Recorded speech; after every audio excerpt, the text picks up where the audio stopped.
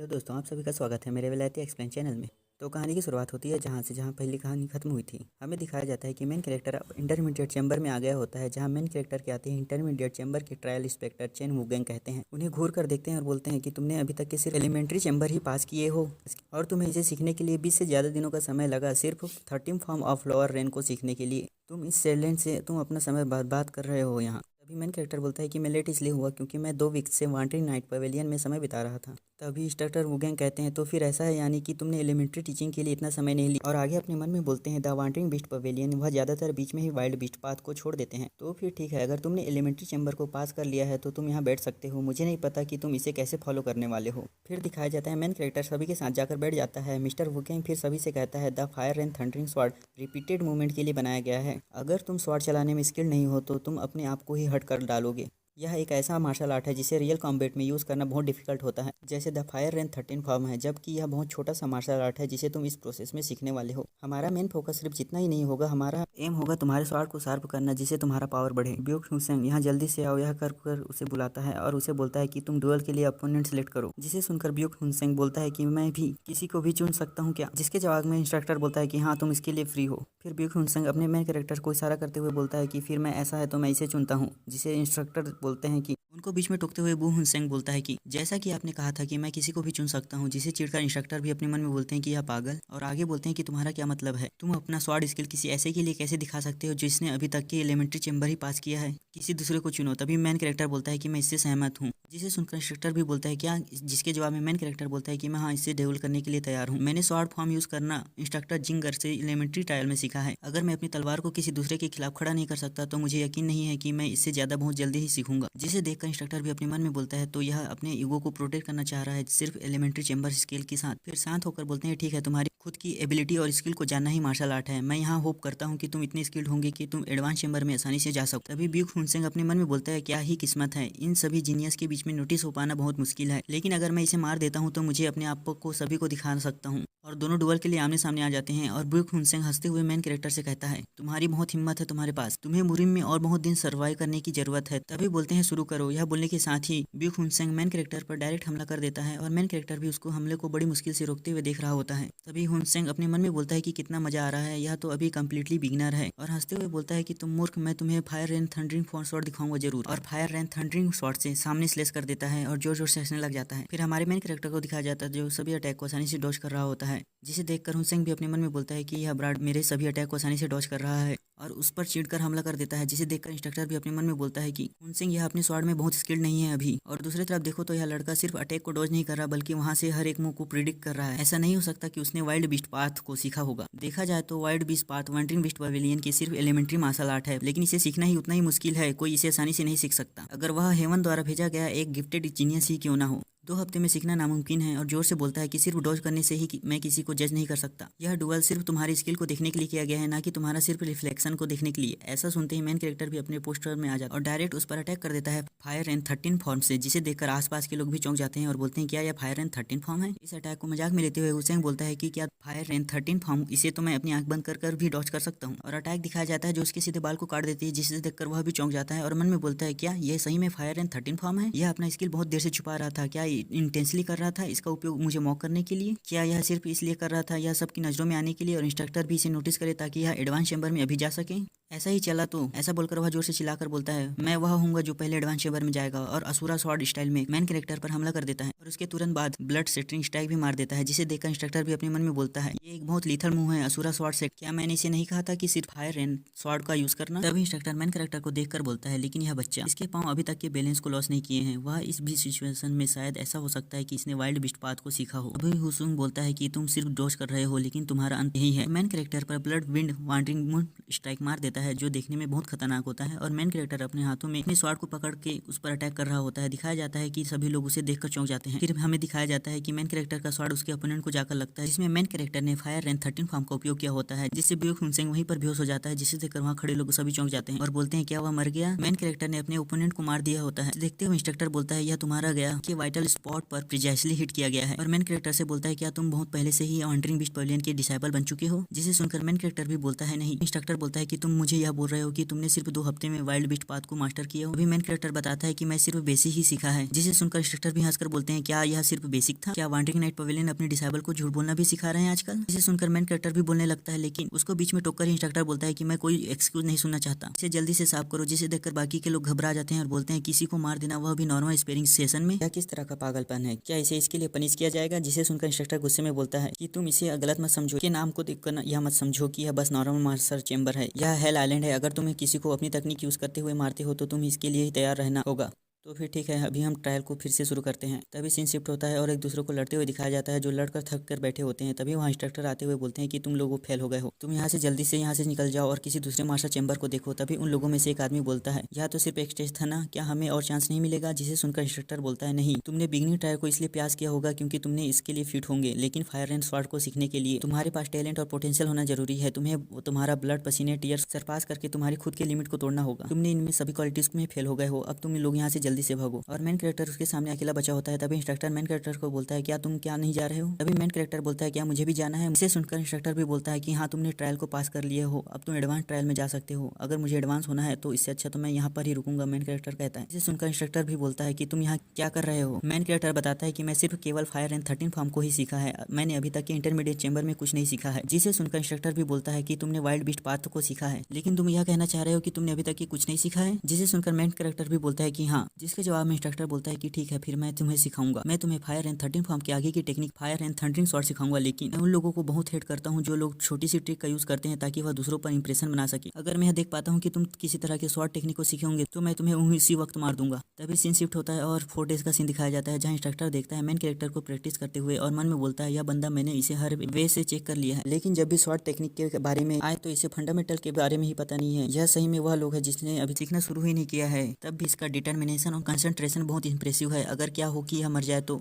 पर फिर यह मार्शल आर्ट नहीं सीख पाएगा और हंसते हुए बोलता है कि मैंने देख रहा हूँ इसने कैसे 2 हफ्ते में वाइल्ड बीस्ट पाथ को सीखा होगा। Main character fire and thundering shot के एक्सट्रीम लाइटनिंग का उपयोग करते हुए प्रैक्टिस कर रहा होता है, जिसे देखकर इंस्ट्रक्टर बोलता है कि रुको, अब तुम यहाँ रुक सकते हो। ऐसा लगता है कि फायर एंड थंडरिंग शॉट के प्रिंसिपल को समझ चुके हो। जिसे सुनकर मेन कैरेक्टर बोलता है क्या, लेकिन तभी बीच में टोक कर इंस्ट्रक्टर बोलता है कि फायर एंड थंडरिंग शॉट ऐसी शॉट टेक्निक है जिसे तुम्हारे पूरे बॉडी को ट्विस्ट कर देती है, जिसे तुम अपने मुंह को सीरियजिल कर सकते हो। तुमने अभी तक के जितने भी मुंह को अपने आसपास शॉट स्विंग किए हो, इसे तुम असली में रियल बैटल में उपयोग नहीं कर सकते, लेकिन तुम इस तकनीक का उपयोग रियल लाइफ में उपयोग करना चाहते हो तो ऐसा लगता है कि तुम किसी को मारने की कोशिश कर रहे हो। जिसे सुनकर मेन कैरेक्टर बोलता है यही तो पॉइंट शॉर्ट टेक्निक का है ना, तुम्हें डेमोनिक मार्शल आर्ट के लिए मर्डरस इंटेंट की जरूरत होगी। और आगे बताते हुए इंस्ट्रक्टर बोलता है कि हाँ, हालांकि रंबी रिज के लिए तुम्हें फायर एंड थंडरिंग शॉट को किलिंग इंटेंट के रूप में एबेंडन करना पड़ेगा। जो तुम्हारे मन में मर्डरस इंटेंट है उसे तुम्हें छोड़ना पड़ेगा। अगर तुम इसे छोड़ नहीं सकते तो तुम बस एक ऐसे मार्शल आर्ट को क्रिएट करोगे जो तुम्हें खुद को ही हार्म करेगा। जिसे सुनकर मेन कैरेक्टर अपने मन में बोलता है कि यह तो वही बोल रहे हैं जो इंस्ट्रक्टर जिंगक ने बोला था मुझे। तभी इंस्ट्रक्टर अपनी कहानी बताता है कि मैंने भी पहले भी अपना मर्डर स्टैंड के साथ ही रहता था,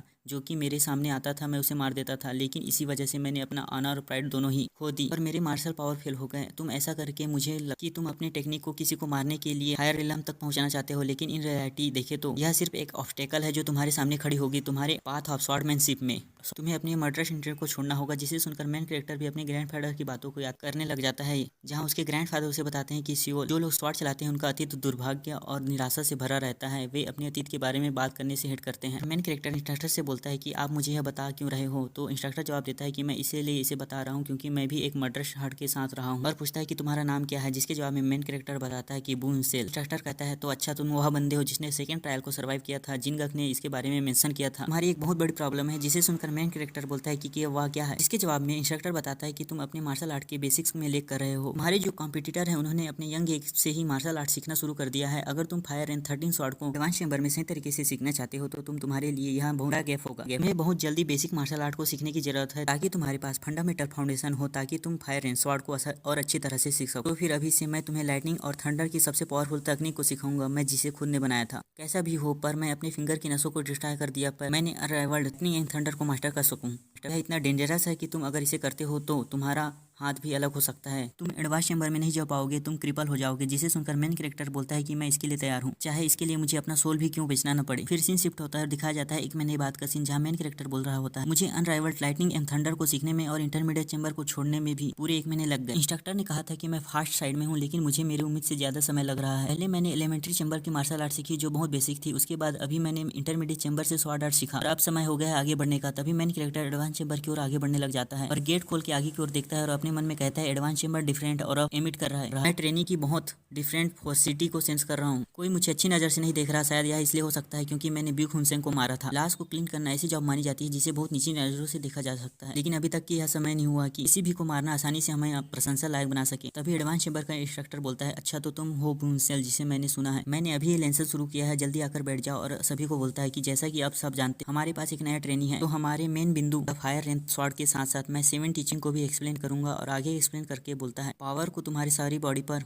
बैलेंस करना चाहिए, तुम्हें बैलेंस इंस्टांस करने के लिए फोकस करना है, अपनी चेस्ट को पुल करो, बैक को पुश करो, तुम्हें और तुम्हारी एनर्जी को एक स्ट्राइक में पुट नहीं करना है। इसी बीच मैंने कैरेक्टर सोचता है मैं यह देख पा रहा हूँ कि मैं इसमें आसानी से समझ पा रहा हूँ, ऐसा इसलिए क्योंकि मैंने इंटरमीडिएट चेंबर में एडवांस मार्शल आर्ट सीखा है। तभी एडवांस चेंबर के इंस्ट्रक्टर आगे बोलते हैं कि तो चलो हम वर्बल टीचिंग को यहीं खत्म करते हैं और मून सेल तुम मुझे फॉलो करो। जिसे सुनकर मेन कैरेक्टर भी उसके पीछे चला जाता है और बाहर का सीन दिखाया जाता है जहाँ मेन कैरेक्टर उसके पीछे पीछे जा रहा होता है। तभी इंस्ट्रक्टर बोलते हैं यहाँ पर एक ऐसा रिलम है भी है जहाँ कोई भी बिना स्वॉर्ड के ही एक स्वॉर्ड को आसानी से डिफीट कर सकता है। दूसरे शब्दों में कहूँ तो ऐसे पर्सन को उस समय किसी तरह के स्वॉर्ड को यूज नहीं करना पड़ता इसी स्वॉर्ड आर्ट को परफॉर्म करने के लिए। और पेड़ के एक डंगाली को मेन कैरेक्टर की ओर रखते हुए बोलता है मैं तुमसे यह पूछना चाहता हूँ कि मान लो तुम्हारे ऊपर हमला होता है जैसा कि मैंने अभी किया है और तुम्हारे पास कोई स्वॉर्ड नहीं होती है, तो तुम स्वॉर्ड मार्शल आर्ट को कैसे रिस्पॉन्ड करोगे? जब तुम इंटरमीडिएट चेंबर में थे तो यहाँ की ट्रेनिंग शाइनिंग मिस्टिक टेस्ट सीख रहे थे, तो फायर एंड स्वॉर्ड का फर्स्ट फॉर्म है। और अब वो उसकी थ्योरी को डिस्कस करते हैं। अगर तुम नहीं समझ पा रहे हो कि मैं तुमसे क्या पूछ रहा हूँ तो मैं तुम्हें कुछ नहीं कर सकता, जवाब सोचकर समझ कर देना। तो मेन कैरेक्टर अपनी आंखें बंद कर लेता है और कुछ सोचकर बोलता है अगर मेरे हाथों में कोई भी स्वॉर्ड ना हो तो, और अचानक से हमला करते हुए बोलता है तो मैं अपने अपोनेंट के स्वॉर्ड यूज करूंगा, लेकिन वह इंस्ट्रक्टर के हाथों से उसके स्वॉर्ड को नहीं छीन पाता। इंस्ट्रक्टर कहता है या तो बहुत जल्दीबाजी वाला चुनाव था। इसे देखकर मेन कैरेक्टर चौंक जाता है और बोलता है कि यह तो असंभव है, और कहता है कि कब वह मेरे पीछे चले गए। और अपने मन में कहता है कि मैं प्रिडिक्ट ही नहीं कर पाया कि उन्होंने कैसे मेरे अटैक को डॉज किया। मैंने एक्सपेक्ट नहीं किया था उन्हें कैच नहीं कर पाऊंगा, लेकिन सोचूं तो मैं उनके मूवमेंट को फॉलो भी नहीं कर पा रहा हूँ। अगर मैं इन्हें यहाँ एक्सप्रेस नहीं कर सकता तो आगे की एडवांस चेंबर में कोई भी मार्शल आर्ट नहीं सीख पाऊंगा। मुझे वाइल्ड बीस्ट पाथ को उसके फुल पोटेंशियल में यूज करना पड़ेगा, उनके फ्लो ऑफ डायरेक्शन को रीड करना पड़ेगा और मेरा यह आखिरी चांस ही हो। और इंस्ट्रक्टर पर अटैक कर देता है जिसे इंस्ट्रक्टर आसानी से रोक देता है और उसे पीछे ढकेल देता है, उसे ही पीछे धकेल देता है जो सीधे दूर जाकर गिरता है। तभी इंस्ट्रक्टर मेन कैरेक्टर के पास जाता है और हंसते हुए बोलता है हाँ हाँ हाँ तुम पास हो गए। सो मेन कैरेक्टर अपने मन में सोचता है मैं पास कैसे हो गया, उनको तो टच भी नहीं कर गया मैं। तुम कल से साइनिंग मिस्टेक सीखने के लिए तैयार हो, तुम बाकियों से बहुत जल्दी आओगे। इसे सुनकर मेन कैरेक्टर भी अपने हाथों से ग्रीट करते हुए बोलता है हाँ मैं समझ गया। और मेन कैरेक्टर वहां से जाने लग जाता है। अभी पीछे से इंस्ट्रक्टर उसे जाते हुए देखकर और अपनी डाली को देखता है और हमें दिखाया जाता है कि उनकी डाली में कुछ पत्ते झड़ जाते हैं और अपने मन में सोचते हैं कि तो अभी भी वह एक वुल्फ की तरह है और हंसते हुए बोलते हैं तुम्हारे ऊपर मेरा हाई एक्सपेक्टेशन है। और मेन कैरेक्टर आगे चले जाता है, मन में सोचता है क्या आज का लेसन बस इतना ही था, मैं रेस्ट कर सकता हूँ और अपने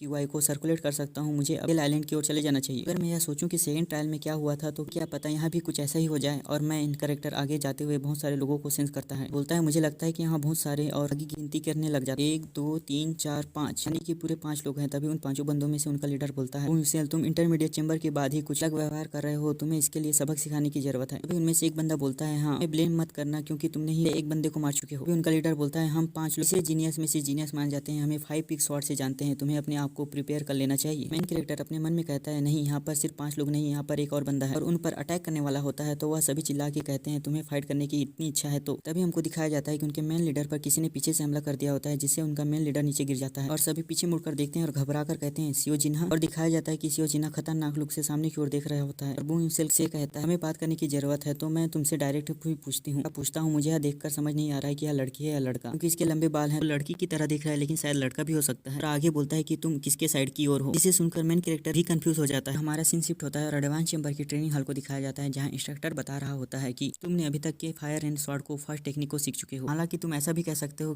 कि तुमने इसे तब सीखे हो जब तुम्हें खुद से यूज कर सको। मुझे लगता है कि आगे की प्रक्रिया देखनी चाहिए कि तुमने फायर एंड ड्रॉप क्रिएट किए हो। और बू यूसेल से कहता है बू यूसेल इसे ट्राई करके देखो। मेन कैरेक्टर भी आमने सामने आकर पहले शांति से सांस लेता है, सीरियस चेहरा बनाकर अपना स्वॉर्ड आर्ट परफॉर्म करने लग जाता है। यहाँ उसके परफॉर्मेंस से बहुत सारी प्रेशर रिलीज होती है। इंस्ट्रक्टर मेन कैरेक्टर को देखते हुए अपने मन में कहता है टेक्निक ग्राउंडेड और प्रिसाइज है, लेकिन यह ऐसा यूज कर रहा है जैसे कि मर्डरस इंटेंट से भरा हुआ हो, और बोलता है कि तुम अपनी जगह पर जा सकते हो, और दूसरे को बुलाता है जो होती है सियो जिन्हा। अभी के लिए मानते हैं कि यह एक लड़की है क्योंकि इसके कान में बाली मिली है। मेरे को ठीक है दोस्तों, हम कहानी में वापस आते हैं। सियो जिन्हा उसके पास से आकर गुजर जाती है, जो अपना खतरनाक और रिलीज करते हुए अपना स्वॉर्ड परफॉर्मेंस दिखाने लग जाती है। इसे देख मेन कैरेक्टर सोचता है वह फायर रेन स्वॉर्ड के फर्स्ट टेक्निक को नहीं दिखा रही है, वह उसे परफॉर्म कर रही है जिससे मेरे अटैक को काउंटर किया जा सकता है। यह सब मुझे धमकी देने के लिए कर रही है। और पुरानी बात को दिखाया जाता है जहाँ सियो जिन्हा मेन कैरेक्टर से पूछती है कि तुम किसके साइड में हो। मेन कैरेक्टर बोलता है कि तुम्हारा मतलब क्या है, किसके साइड में हूँ मैं। जिसे सुनकर सियो जिन्हा बोलती है कि तुम डम प्ले करना बंद करो। मैं जानती हूँ कि यहाँ सब लोग इसलिए आए हैं क्योंकि वह 10 डेमन मास्टर बनना चाहते हैं। जिसे सुनकर मेन कैरेक्टर भी कंफ्यूज हो जाता है और मन में सोचता है अगर मैं इसके बारे में सोचूं तो जहाँ मार्शल आर्ट सीखना डेमोनिक सेट का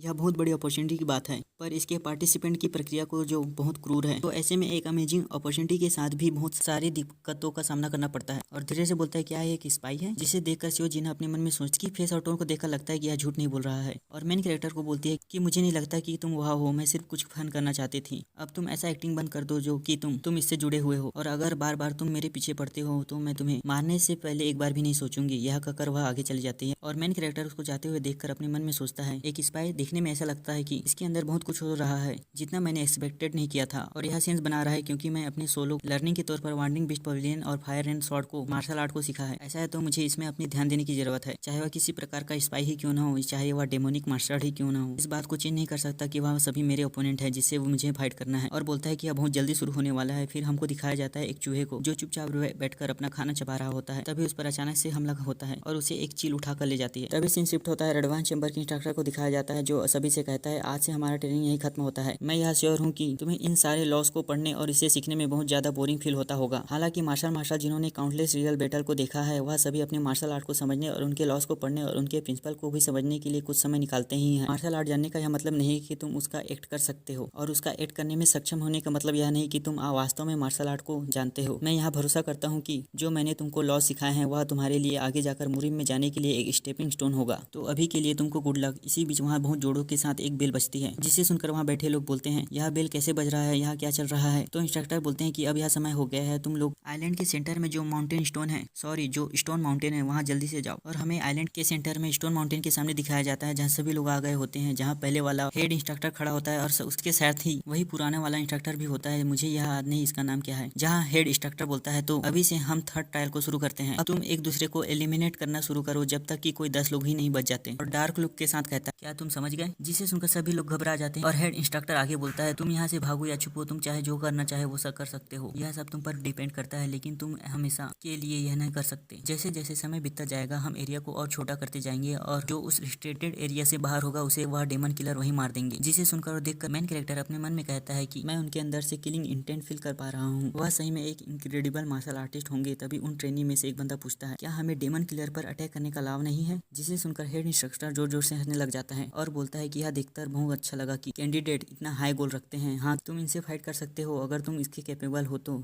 तुम इन्हें मार भी सकते हो। और अपना प्रेशर रिलीज करते हुए बोलता है अगर कोई बंदा किसी डेमन किलर को मार देता है तो वहीं पर से उसे 10 डेमन मास्टर में से एक मान लिया जाएगा। और सभी लोग अपने मन में सोचने लग जाते हैं तो इसका मतलब किसी एक किलर को मारना या हराना बहुत मुश्किल है, कि इसके अलावा यहाँ बहुत सारे लोग हैं जिसे हम हरा सकते हैं। और हेड इंस्ट्रक्टर आगे बोलता है कि याद रखो तुम टीम अप कर सकते हो और दूसरे पर एम्बुश भी कर सकते हो, अगर तुम मर जाते हो तो यह तुम्हारा रास्ता होगा, लेकिन यही एक रास्ता है जिससे तुम अपना 10 डेमन मास्टर बनने में से एक हो सकते हो। और सीन शिफ्ट होता है, दिखाया जाता है मेन कैरेक्टर भागते हुए अपने मन में सोचता है कि मुझे जल्दी से यहाँ से जाना चाहिए, मैंने बहुत सारे ट्रेनी की अटेंशन को अपनी ओर आकर्षित कर लिया है, अगर मैं यहाँ से जल्दी से नहीं जाया तो यहाँ बहुत बड़ा चांस है मुझ पर कोई अटैक कर दे, वो भी ग्रुप से मिलकर जैसे कि पहले किया गया था। चलो सबसे पहले अपने लिए सुरक्षित जगह ढूंढते हैं और सबसे सुरक्षित जगह मेरे लिए वह शायद हो सकता है। यह सोचते हुए मेन कैरेक्टर भागते हुए वांडरिंग नाइट पैलेस की ओर आ गया होता है। तभी अचानक से रुक जाता है और अपने मन में सोचता है यह जमीन पहले से कुछ बदली हुई दिख रही है, यह तो ऐसा लगता है कोई आ रहा है। जहाँ एक भागते हुए बंदे को दिखाया जाता है जो सीधा मेन कैरेक्टर के सामने अचानक से आ जाता है और मेन कैरेक्टर से मदद मांगता है, बोलता है कि अगर तुम मेरा मदद करते हो तो मैं तुम्हें इसका जरूर पेमेंट करूंगा। जिसे देखकर मेन कैरेक्टर बोलता है क्या यह ट्रिक नहीं है, नहीं उसके घाव बहुत रियल है, उसके पीछे 3 लोग पड़े हैं, क्या उन्होंने एक ग्रुप बना लिया है। मैं इनके बीच में नहीं पढ़ना चाहता हूँ पर लेकिन यह बंदा मेरे लोकेशन को रिवील करने वाला है और वह बंदा मेन मेन कैरेक्टर को मासूम सा चेहरा बनाकर देखने लग जाता है। तभी मेन कैरेक्टर वहाँ पर पड़े गड्ढे के अंदर छुप जाता है उसको लेकर। तभी दिखाया जाता है कि एक हाथ झाड़ियों से बाहर आ रही होती है और 3 लोग वहाँ से सामने आ जाते हैं, जिनमें से एक बंदा बोलता है कि वह कहाँ गया। उन्हीं के नीचे मेन कैरेक्टर वह हेल्प मांगने वाला बंदा छुपा होता है। वो ग्रुप बोलते हैं यहाँ कोई रास्ता नहीं है जिससे वह एस्केप कर सके, मैं उसे जरूर मारना चाहूंगा। तभी उन तीनों बंदों में से एक बोलता है पर वह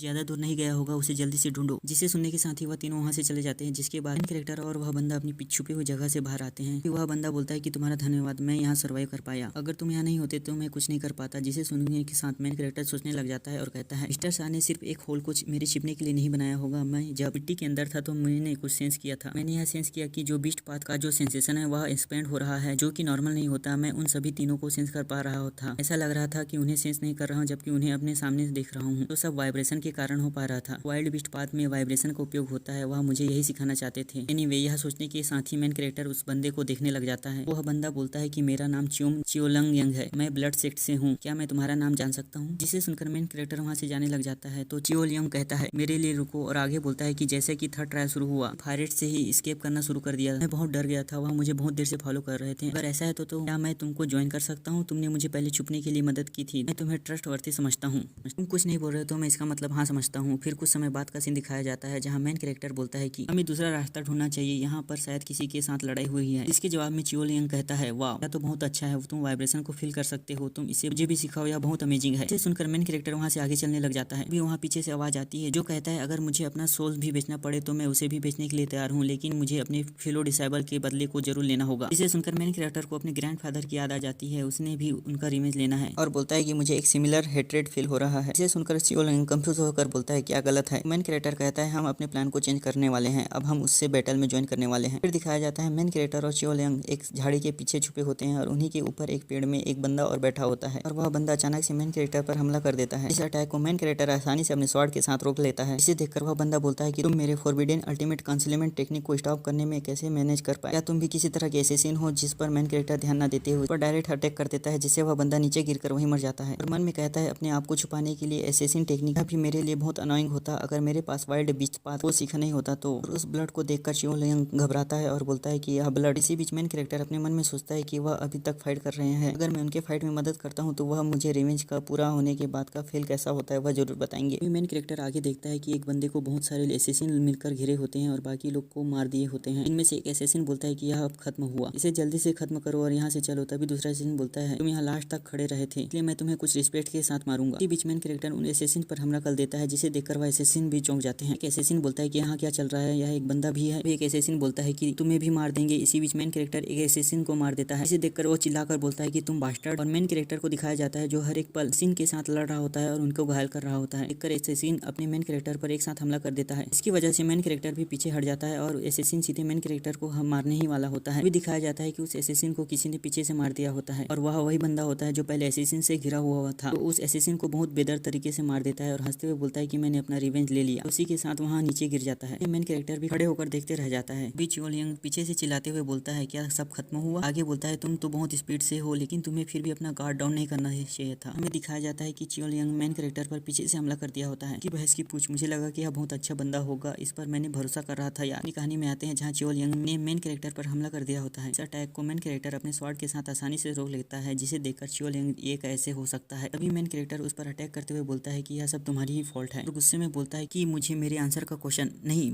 सॉरी, मुझे क्वेश्चन का आंसर नहीं मिला सिर्फ तुम्हारी वजह से। तो चियोलंग कहता है ये तुम क्या कह रहे हो, मुझे कुछ समझ ही नहीं आ रहा है बास्टर्ड। इससे इंपॉर्टेंट बात है कि तुम मुझे पकड़ कब पाए। तो मेन कैरेक्टर बताता है कि मैं तो शुरू से ही जानता था, जिसे सुनकर चियोलंग भी बोलता है क्या। और मेन कैरेक्टर आगे बताता है कि जब तुमने मेरे साथ अंडरग्राउंड में छुपे थे तभी मैं यह रियलाइज कर लिया था कि तुमने अपने क्लॉथ्स के अंदर बहुत सारे हिडन वेपन छुपा रखे हो। यह तो बहुत आसान था, जैसे कि तुम अपने स्पाइन को धीरे धीरे मूव कर रहे थे तो मैं ये देखकर समझ ही गया था। मैं तुम्हें अपने साथ इसलिए रख रहा था, इसका कारण यह था कि मैं यह जानने के लिए क्यूरियस था कि तुम इसके बाद क्या करने वाले हो। मैं तो बस यह ऑब्जर्व कर रहा था कि दूसरों को धोखा कैसे दिया जाता है, मुझे लगा यह शायद मेरे फ्यूचर में काम आए। इसे सुनकर चियोलंग चिल्लाकर बोलता है कि यह इम्पॉसिबल है। मेन कैरेक्टर पर अपने हिडन वेपन से अटैक कर देता है और आगे कहता है कि मेरी एक्टिंग तो बहुत परफेक्ट थी ना। और अपने मन में कहता है कि यह बहुत शुरू से जानता था कि मैं इसे फॉलो कर रहा हूँ, क्या यह मेरे मुंह को प्रिडिक्ट कर पा रहा है। तभी मेन कैरेक्टर उस पर अटैक कर देता है, जिससे अटैक से चियोलंग पर गहरी चोट लग जाती है। मेन कैरेक्टर आगे बोलता है अगर तुम्हारे पास बेस्ट हिडन वेपन भी है तो तुम इसका उपयोग नहीं कर सकते अगर तुम पकड़े जाते हो तो। इसे सुनकर चियोलंग मेन कैरेक्टर पर गुस्से से हमला कर देता है, लेकिन मेन कैरेक्टर उसकी गर्दन को काटकर उसे वहीं मार देता है और उसके हिडन वेपन को उठाते हुए बोलता है। आसान नहीं होता उसके साथ फाइट करना, अगर मुझे सही समय पर उसके हिडन वेपन के बारे में पता नहीं होता तो यह बहुत डेंजरस हो जाता है उससे फाइट करना। मेन कैरेक्टर उसकी ओर देखकर कहता है अब वह जा रहा है। उसका फेस पूरी तरह से लाइफ के लिए ऑब्सेस हो चुका है, जैसे कि मैंने हर मरने वाले को देखा है। और मेन कैरेक्टर उस पहले वाले बंदे के पास जाता है जिससे पहले उस एसेसिन ने घेरा हुआ था, और कहता है हालांकि यह बंदा उन सभी लोगों से अलग है, और उसके चेहरे को ध्यान से देखते हुए बोलता है सक्सेसफुली रिवेंज लेने के बाद कैसा फील होता है, क्या मैं इसे भी जान सकता हूँ अपने रिवेंज लेने के बाद? मैं भी अपना रिवेंज लेने के बाद कुछ इस तरह से मुस्कुराऊंगा। और उसके हाथों से उसके स्वॉर्ड को ले लेता है और आगे जाने लगता है, जिसे जाते हुए देखकर वहाँ एक शेडो में छुपा आदमी बोलता है तो यह वह लड़का है जिसने एसेसिन को मारा है। वह भी basic sword technique fire range sword set का यूज करके। यह बहुत टैलेंटेड है, लेकिन इसके जैसे टैलेंटेड यहाँ बहुत सारे हैं। जब तक कि वह हेल आइलैंड में सर्वाइव करने के लिए एबल नहीं हो जाता तब तक इसे इंप्रूव करना पड़ेगा। फिर से सीन शिफ्ट होता है, अगले दिन का सीन दिखाया जाता है। यहाँ मेन कैरेक्टर भाग रहा होता है, जिसके पीछे पड़े लोग चिल्ला के बोलते हैं उसे जाने मत दो, वह अभी अकेला है। मेन कैरेक्टर पर अपने स्वॉर्ड के साथ अटैक कर देते हैं। स्वॉर्ड फ्लेक्सिबिलिटी के साथ जाकर मेन कैरेक्टर से टकराती है, और मेन कैरेक्टर आगे भागते हुए अपने मन में कहता है यह मेरा आसानी से पीछा नहीं छोड़ने वाले, अगर ऐसा चलता रहा तो मैं आखिरी में मर जाऊंगा, मुझे कुछ रास्ता सोचना ही होगा। और सीन शिफ्ट होता है, दिखाया जाता है हेड इंस्ट्रक्टर और इंस्ट्रक्टर जिन को जो स्टोन माउंटेन पर खड़े होते हैं। तभी हेड इंस्ट्रक्टर कहता है सब क्या चल रहा है? तो इंस्ट्रक्टर जिन कहते हैं 18 ट्रेनिंग में से 41 ट्रेनिंग ही बचे हैं। इसे सुनकर हेड इंस्ट्रक्टर कहता है 3 दिनों के बाद 41 बचे हैं, जो बचे वह बहुत अच्छे स्किल्ड हैं। अब यह समय हो गया है कि उनके रियल स्किल को टेस्ट किया जाए, मुझे मैप दो। जिसके जवाब में इंस्ट्रक्टर जिन कहता है ओके सर, और उसको मैप दे देता है। अभी मेन कैरेक्टर का सीन दिखाया जाता है, जहाँ उसका पीछे करने वाला बोलता है कि मैं इसे पकड़ लिया, लेकिन मेन कैरेक्टर उनसे बचकर आगे भाग जाता है, जिसे देखकर वहाँ सभी लोग जोर से चिल्लाकर बोलते हैं कि वह फिर से भागने लग गया। मेन कैरेक्टर अपने मन में कहता है कि वह जिस तरह के वेपन का यूज कर रहे हैं वह मेरे लिए ओपन फील्ड में फाइट करने में एडवांटेज पैदा करेगा, तो पहले यह कहकर वह आगे की ओर भाग जाता है। तभी हेड इंस्ट्रक्टर को दिखाया जाता है, जो मैप पर उंगली रखते हुए कहता है तो चलो सबसे पहले एरिया को रिस्ट्रिक्ट करते हैं। और दिखाया जाता है कि हेड इंस्ट्रक्टर ने जिस एरिया को रिस्ट्रिक्ट किया होता है मेन कैरेक्टर वहीं जाकर छुप जाता है। मेन कैरेक्टर को पीछा करने वाले लोग वहीं आ जाते हैं और उसके खून को देखते हुए बोलते हैं कि वह वहीं छुपा है। उनमें से एक बंदा बोलता है तो वह यहाँ छुपकर अपने आप को कॉर्नर कर रहा है, चाहे कुछ भी हो जाए, चाहे वो कितना भी भाग जाए यहाँ से, लेकिन वह हमसे एस्केप नहीं कर पाएगा। बोलने के साथ ही दिखाया जाता है कि उसके पीछे मेन कैरेक्टर आता है और उस पर सीधा अटैक कर देता है। इसे देखकर वह बोलता है कि वह मेरे पीछे है, और मेन कैरेक्टर से बोलता है कि इडियट तुम क्या सोच रहे हो कि हमें ट्रिक कर दोगे, लेकिन मेन कैरेक्टर उस पर ध्यान न देकर उसके अटैक को आसानी से रोक देता है। इसे देखकर वह बंदा चौंक जाता है और बोलता है कि क्या मेरे स्वॉर्ड टेक्निक को रीड कर पा रहा है? मेन कैरेक्टर उस बंदे की गर्दन को काट देता है और उसे वहीं मार देता है। इसके बाद वह सभी लोगों के साथ अटैक करने लग जाता है। उनमें से एक बंदा मेन कैरेक्टर पर हमला कर देता है कि हमारा हमला उस पर काम नहीं कर रहा क्योंकि वह जगह बहुत छोटा है। अपने मन में बोलता है कि वह जगह बहुत छोटा है, और आगे बोलता है कि उसने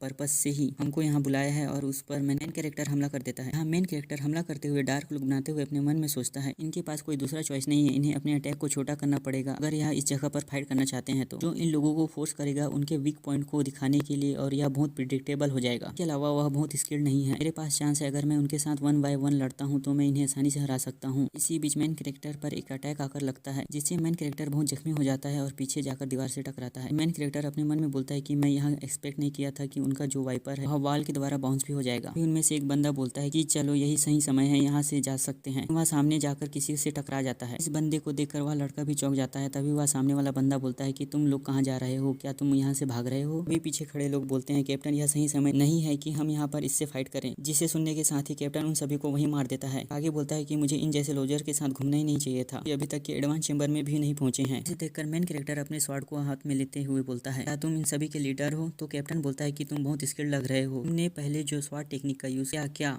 वह फायर रेंज स्वॉर्ड है? मेन कैरेक्टर बोलता है कि हाँ थे क्या? कैप्टन आगे बोलता है कि मेरा नाम मू चेंग है। मेरा क्या है? आगे बोलता है कि नाम की चिंता कौन करता है, जो अभी मरने वाला है, और मेन कैरेक्टर पर हमला कर देता है। मेन कैरेक्टर का स्वॉर्ड टूट जाता है। कैप्टन आगे बोलता है मैंने सुना था कि एडवांस चेंबर के फायर रेंज स्वॉर्ड सेट ने तुम्हें केवल एक डिफेंस टेक्निक ही सिखाई है। मेन कैरेक्टर अपने हाथों से टूटे हुए स्वॉर्ड को छोड़ते हुए सोचता है मेरे शाइनिंग मिस्टिक के बारे में बोल रहा है, ये सब कैसे जानता है? क्या इसके पास किसी तरह का इन्फॉर्मेशन नेटवर्क है? मुझे नहीं पता। कैप्टन अपना अटैक रेडी करते हुए बोलता है कि तुम बीच फाइट में सोचने लग गए हो। मेन कैरेक्टर पर अपनी वाइपर से अटैक कर देता है, जिसे मेन कैरेक्टर डोज कर देता है। अटैक यहाँ पर सभी चीज को डिस्ट्रॉय कर रहा होता है जो सभी इस रास्ते में आ रहा होता है। ऐसे में इस बंदे के साथ इस क्लोज स्पेस में फाइट करने के लिए कोई एडवांटेज भी नहीं मिलेगा। तभी एक अटैक मेन कैरेक्टर को आके लगती है, और कैप्टन वहां आते हुए बोलता है कि मैं बहुत डिसअपॉइंटेड हूँ, तुम मेरे सामने कुछ भी नहीं हो इस स्किल को लेकर, और मेन कैरेक्टर पर फिर से अटैक कर देता है, जिससे मेन कैरेक्टर उसके वाइपर से कवर हो जाता है। और हंसते हुए कैप्टन बोलता है कि मैं तुम्हें जल्दी ही मारने वाला हूँ, और मेन कैरेक्टर बोलता है कि मैं इसके अटैक को शाइनिंग मिस्टिक उपयोग करते हुए रोका तो, लेकिन यह उतना पावरफुल नहीं है जो इसे आसानी से रोक सके। तो अब मुझे किस चीज़ की ज़रूरत है, यह सोचने के साथ ही वह पुरानी बातों को याद करता है और अपनी आंखें बंद कर लेता है और बोलता है कि एक डिस्ट्रक्टिव फोर्स इतना स्ट्रांग होना चाहिए कि वह स्टील को भी आसानी से कट कर दे। और अपनी आंखें खोलता है जिससे बहुत पावर निकलती है, जिसे कैप्टन देखकर कुछ समझ नहीं पाता। और कैप्टन का वह अटैक जिससे उसने मेन कैरेक्टर को कैद करके रखा था, वह धीरे धीरे टूटने लग जाता है। और मेन कैरेक्टर कहता है कि जो शाइनिंग मिस्टेक नहीं कर सकता वह अनराइवल्ड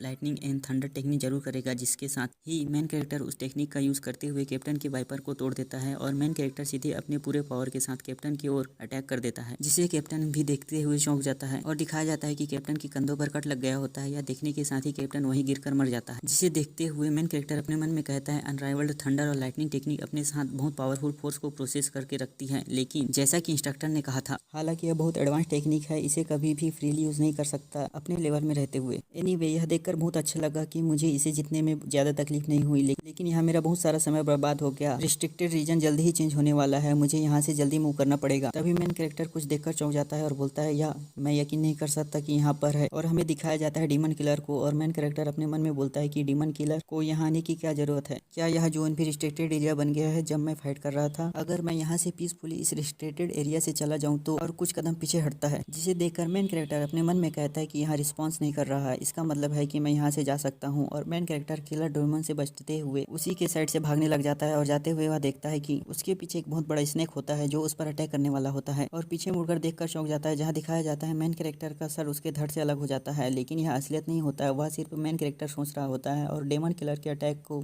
मेन कैरेक्टर बहुत मुश्किल से बच पाता है। और मेन कैरेक्टर कहता है मैंने उसके प्रेजेंस को महसूस नहीं किया कि उसने कब अपने स्वॉर्ड को स्विंग किया। अगर मेरे पास वाइल्ड बीस्ट पाथ नहीं होता तो मैं यहाँ पर जरूर ही मारा जाता। और सीधे अपनी पोजीशन में आते हुए मेन कैरेक्टर सोचता है कि मैं इसके द्वारा मूर्ख बनाया गया हूँ, यह बहुत काम दिख रहा है, अगर मैं यहाँ से थोड़ा सा भी हिलने का ट्राई करता हूँ तो वह पहले अटैक कर देगा। और मेन कैरेक्टर मिस्टर शाह की बातों को याद करता है, जहाँ मिस्टर शाह बताते हैं जब आप किसी मांसाहारी को शाकाहारी का शिकार करते देखते हैं तो मांसाहारी शाकाहारी से तेज चलता है, फिर भी शाकाहारी आसानी से पकड़ा नहीं जाता। क्या आप जानते हैं ऐसा क्यों होता है? तो मेन कैरेक्टर कहता है क्या ऐसा इसलिए नहीं क्योंकि वह शाकाहारी टेढ़े मेढ़े चलते हैं? तो मिस्टर शाह बोलते हैं दरअसल मांसाहारी ऐसे शाकाहारी का शिकार आसानी से नहीं कर सकते, फिर भी सर्वोच्च शिकारी हमेशा अपने शिकार में सफल होते हैं क्योंकि वे अपने शिकार के कदम को उठाने के समय अनुसार हमला करते हैं। तो मेन कैरेक्टर कहता है तो फिर मुझे उनका सामना कैसे करना चाहिए? जिनके जवाब में मिस्टर शाह कहते हैं मैंने कहा था कि वे समय के अनुसार हमला करते हैं, तुम्हें क्या लगता है उनको क्या करना चाहिए? इसके बाद प्रेजेंट का सीन दिखाया जाता है और मेन कैरेक्टर अपने मन में सोचता है तो ऐसा है। तो यह बोलने के साथ ही मेन कैरेक्टर बहुत जोरों से चिल्लाता है और अपने मन में कहता है तो मुझे ऐसा करना है कि मेरा मूवमेंट कम्प्लीटली अनप्रिडिक्टेबल हो जाए और वहां से भागने लग जाता है, जिसे देखकर किलर डेमन भी अपना स्वॉर्ड निकालता है और बाहर का सीन दिखाया जाता है जहाँ मेन कैरेक्टर भाग रहा होता है। और मेन कैरेक्टर मन में कहता है तो मुझे एक ऐसा अनप्रिडिक्टेबल जिगजैग मूवमेंट करना चाहिए जिससे मैं आसानी से बच सकूं, फिर अगला मैं वाइल्ड बीस्ट पाथ का यूज करते हुए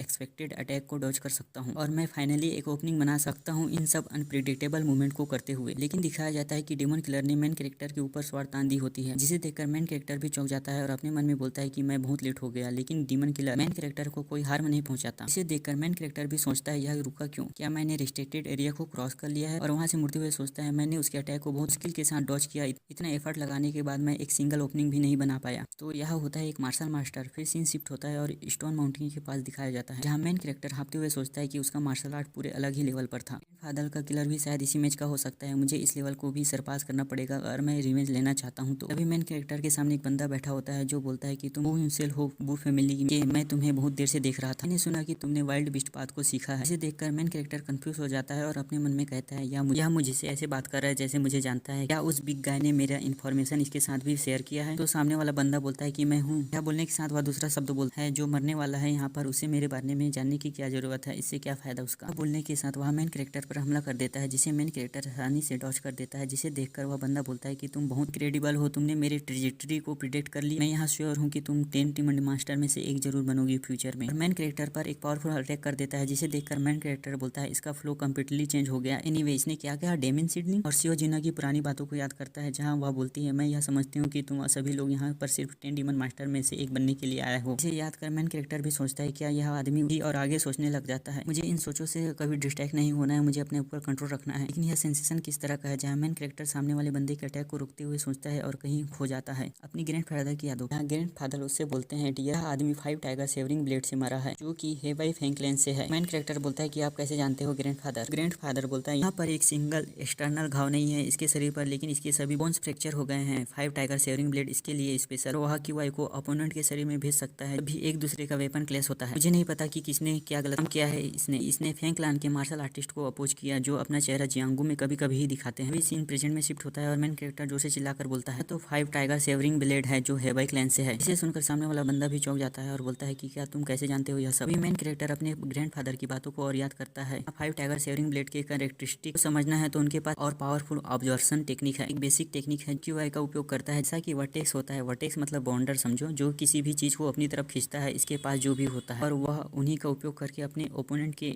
वेपन पर इंटरफेरेंस करते हैं। इस अपॉर्चुनिटी का यूज करके अपने ओपोनेंट को कच्चा चबाने के लिए उनका स्वॉर्ड स्टेट रहता है और इसी तरह से वाई फेंग क्लैन फाइट करता है एक टाइगर की तरह। मेन कैरेक्टर कहता है ऐसे में वह सबसे ज्यादा पावरफुल मार्शल आर्ट सेक्ट है। तो ग्रैंडफादर बोलता है ऐसा नहीं है, ऑब्जर्वेशन टेक्निक आन हो या नहीं हो सकता, यह बहुत ट्रिकी है। आफ्टर ऑल इसका मतलब यह है कि ओपोनेंट से हमेशा क्लोज रहना पड़ेगा यूज करने के लिए। प्रेजेंट का सीन दिखाया जाता है जहाँ मेन कैरेक्टर मन में सोचता है इसकी ऑब्जर्वेशन टेक्निक को यूटिलाइज कर सकता हूँ। मेन कैरेक्टर सीधे उसे बंदे पर अटैक कर देता है जिसे देखकर वह बंदा चिल्लाकर बोलता है कि मैं फैन है वाई क्लैन से, तुम्हें प्रॉपर्ली फेस करूंगा मेरे क्लैन के नाम पे, तुम जैसे डेमन सिडलिंग को उखाड़ फेंकूंगा। के साथ दिखाया जाता है कि मेन कैरेक्टर अपनी स्वॉर्ड को ग्राउंड में गाड़ देता है। इसे देखकर फेंग अक भी अपने मन में बोलता है या उसने अपने स्वॉर्ड को ग्राउंड में गाड़ दिया। मेन कैरेक्टर उस स्वॉर्ड की ओर फेंग अक का स्वॉर्ड खींचा चला जाता है। इसी चांस को देखते हुए मेन कैरेक्टर उस पर हमला कर देता है और उसे बहुत दूर धकेल देता है। मेन कैरेक्टर अपने स्वॉर्ड को ग्राउंड से निकालते हुए बोलता है यह काम किया। अभी फेंग अक कहता है कि तुम्हारी हिम्मत कैसे हुई मेरे साथ छोटी मोटी ट्रिक खेलने की। तो मेन कैरेक्टर अपने मन में सोचता है यह काम तो किया लेकिन मैं उस पर ज्यादा डैमेज नहीं कर पाया। सेंस तो बना रहा है क्योंकि इसने बहुत लंबे समय तक ट्रेनिंग किया है। मेन कैरेक्टर एडवांस चेंबर के इंस्ट्रक्टर की बातों को याद करता है जो कह रहे होते हैं तुम्हारे ओपोनेंट के फर्स्ट अटैक तक का वेट मूवमेंट होगा कि वह तुमसे टकराएगा। अगर तुम इस समय का उपयोग करते हुए जस्ट उसके थोड़े समय ही पहले ही पर अटैक करते हो तो यही तुम्हारा ट्रू स्पीड कहलाएगा। और मेन कैरेक्टर अपनी पोजीशन में आते हुए सोचता है मैंने उसके टेक्निक की एनर्जी को यूटिलाइज कर दिया तो इसका मतलब क्या है, इसका मतलब मैं इससे फास्ट हूँ। फेंग मेन कैरेक्टर पर अटैक कर देता है जिसे देखकर मेन कैरेक्टर भी उस पर अटैक कर देता है और अपने मन में कहता है मैं पुलिंग फोर्स के फ्लो के अगेंस्ट जाने की कोशिश करूंगा। उस पर अटैक करते हुए बोलता है कि मैं इसके अपोजिट अपने स्वॉर्ड को फ्लो के साथ बहने दूंगा। इसके बाद मैं अपने स्वॉर्ड की ट्रैजेक्टरी को लास्ट में चेंज कर दूंगा। इससे मेन कैरेक्टर का स्वॉर्ड फेंग अक के साइड से होकर गुजर जाता है। फेंग अक अपने मन में कहता है क्या उसने ऑब्जर्वेशन टेक्निक को अपने फायदा के लिए यूज किया, तो इम्पॉसिबल है। जिस एनर्जी ऑब्जर्वेशन टेक्निक का मैं उपयोग करता हूँ वह बहुत इतना स्ट्रॉन्ग है और पूरे ब्लंडर को बहुत दूर से खींच सकता है। एक्सपर्ट स्वॉर्डमैन के लिए भी डिफिकल्ट होगा इस स्ट्रॉन्ग पावर को इतनी प्रिसाइसली यूटिलाइज कर सके। ऐसा कोई तरीका नहीं है जिससे कोई इतना यंग आदमी इसे आसानी से कर सके। बोलने के साथ ही हमें दिखाया जाता है कि उसने दोबारा मेन कैरेक्टर पर हमला कर दिया होता है। देखकर मेन कैरेक्टर अपने मन में कहता है यहाँ पर ऑब्जर्वेशन टेक्निक स्ट्रॉन्ग होना कोई महत्व नहीं है जब तक कि मेरा स्वॉर्ड बहुत फास्ट है। मेन कैरेक्टर उस पर अटैक कर देता है जिसे देखकर फेंग अक भी जोर से चिल्लाकर बोलता है कि तुम कब तक इस टैक्टिक का यूज कर पाओगे, ये तुम जैसों को हराने के लिए एनर्जी ऑब्जर्वेशन टेक्निक का उपयोग करने की कोई जरूरत नहीं है। देखकर मेन कैरेक्टर कहता है यहाँ एनर्जी ऑब्जर्वेशन टेक्निक का उपयोग नहीं हो रहा है और फेंग अक गुस्से में मेन कैरेक्टर को कहता है इसे संभालो और कैरेक्टर पर अटैक कर देता है। इसे देखकर मेन कैरेक्टर अपने मन में बोलता है मैं तो कब से इसी का इंतजार कर रहा था। फिर main character fire and sword first technique के शाइनिंग मिस्टिक का उपयोग करते हुए उस काउंटर अटैक करता है। हमें दिखाया जाता है कि उन दोनों के अटैक एक दूसरे से टकरा गए होते हैं और वहाँ दोनों एक दूसरे के पीछे आ गए होते हैं जहाँ सब शांत होता है। फिर दिखाया जाता है कि अचानक से फेंग अक बहुत सारी चोटें लगती हैं और वह बहुत ज्यादा जख्मी हो जाता है। इसे देखकर मेन कैरेक्टर कहता है हाँ यह first technique the shining mistake है फायर एंड स्वॉर्ड का, और अपने मन में कहता है यह बहुत ज्यादा डेंजरस था। एक डिफेंसिव टेक्निक को लेथल मूव में चेंज करना भी। फेंग अक कहता है कि सोचूं तो तुमने शाइनिंग मिस्टेक को इतनी हाई लेवल पर लर्न कर चुके हो कि मैं इसके बारे में इमेजिन भी नहीं कर सकता, क्या तुम बस जा रहे हो। इसे सुनकर मेन कैरेक्टर बोलता है कि तुम मेरे रिवेंज का कोई पार्ट नहीं हो। इसे सुनकर फेंग अक कंफ्यूज हो जाता है और फिर बोलता है यह बहुत इंटरेस्टिंग है कि तुम जैसा कोई डिमोनिक सेक्ट में है, आज से हम एक दूसरे को नहीं देखेंगे। इसे सुनकर मेन कैरेक्टर उसे नजरअंदाज करके वहां से चले जाता है। अभी दिखाया जाता है कि फेंग अक के पीछे एक डेमन किलर आ जाता है जिसे महसूस करने के साथ वह बोलता है कि तुम पहले से ही जानते थे ना, तुम मुझे यहाँ मारने वाले हो। जिसके जवाब में किलर कहता है फेंग अक हुबई क्लाइन से ऑर्थोडॉक्स सेट के लिए कुछ यूजफुल हो सकते हो लेकिन शर्म की बात है। तो फेंग अक कहता है तुम यह सब पहले से ही जानते थे। इसके जवाब में किलर कहता है कि तुमने डेमन प्लेस को बहुत अंडर एस्टिमेट किए हो। अपने स्वॉर्ड के साथ उसे गुड बाय करते हुए उसे मार देता है। फिर सीन शिफ्ट होता है और माउंटेन के पास का सीन दिखाया जाता है, जहाँ शियो जिन्हा जख्मी हालत में पेड़ से टिककर छुपी होती है, अपने हाथों से हिडन वेपन को निकाल कर फेंकती है। वहाँ पर एक बंदा आते हुए बोलता है कि तुम बहुत अनलक्की हो। दिखाया जाता है कि वहाँ पर लोगों का ग्रुप होता है। इससे वही बंदा बोलता है, तुम क्या सोच रही थी कि तुम यहाँ से आसानी से भाग सकती हो? अभी हमारी स्पेशल पॉइजन से पॉइजन होने के बाद, क्योंकि हेलिस ब्लड से केसल का है, तुम अब मरने वाली हो जबकि तुम्हें इसका एंटीडोट नहीं मिल जाता। ये सुनकर शियो जिन्हा अपने मन में कहती है, डैम, मैंने यह कभी नहीं सोचा था कि यहाँ पर ऐसा भी ग्रुप होगा जो अपने हिडन वेपन और पॉइजन के साथ भी इतना ऑर्गेनाइज होगा। ऐसा लगता है कि मैं अपने दम पर बस इतना ही कर सकती थी। वह बंदा वापस बोलता है, क्या तुमने हमारे साथ अपने लेफ्ट हैंड से फाइट करने वाली हो? टैलेंटेड हो सकती हो, लेकिन ऐसा कोई भी तरीका नहीं है जिसे एक राइट हैंडेड स्वॉर्डमैन